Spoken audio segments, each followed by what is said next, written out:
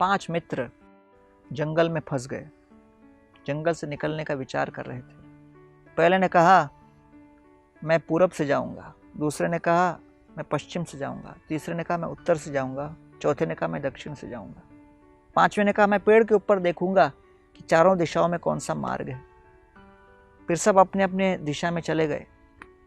जो पूर्व में गया वो देखता है कि वहाँ पे भयंकर शेर, चीता इत्यादि हैं और उनके साथ संघर्ष करके उनको जीत कर आगे बढ़ने का वो विचार करता है और उसमें पारंगत हो जाता है।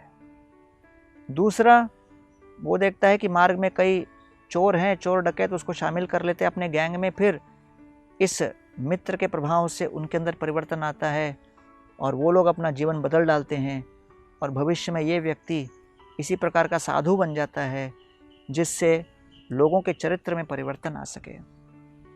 तीसरा व्यक्ति उत्तर दिशा में जाता है और उत्तर दिशा में अलग अलग विभिन्न दिशाओं में जाकर नए नए मार्ग ढूंढ निकालता है।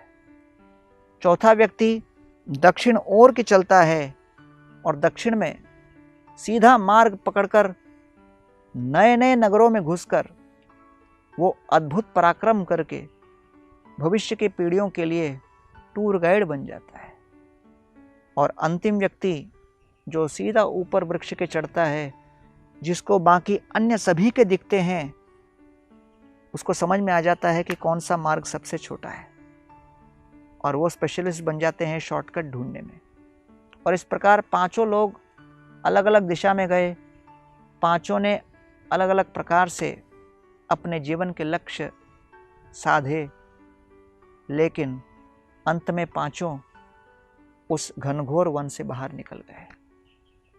हम भी भले व्यवसायी हो, साधु हो, नौकरी में हो, गृहिणी हो, छात्र हो, हम सभी के मार्ग भिन्न हैं, लेकिन कोई भी मार्ग हम पकड़ें, पांचों दिशाओं में से निकलकर हमको इस वन से बाहर जाना है।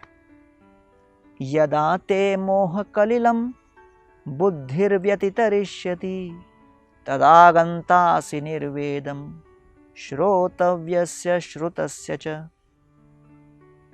जो इस घनघोर अज्ञान के वन में भटक रहा है, उसको इस वन से निकलने के लिए बहुत प्रयत्नशील होना है। और उसको इस घनघोर वन से निकलने के लिए कौन सहायक बनेगा? वैदिक शास्त्र, वैदिक वांग्मय और इन शास्त्रों के अद्भुत मंत्रों को पढ़कर, समझकर हम इस भौतिक वन से बाहर निकल सकते हैं। ये हमारे मनुष्य जीवन का मूल लक्ष्य है। और चाहे मार्ग कितना भी कठिन क्यों न हो, लेकिन असंभव नहीं।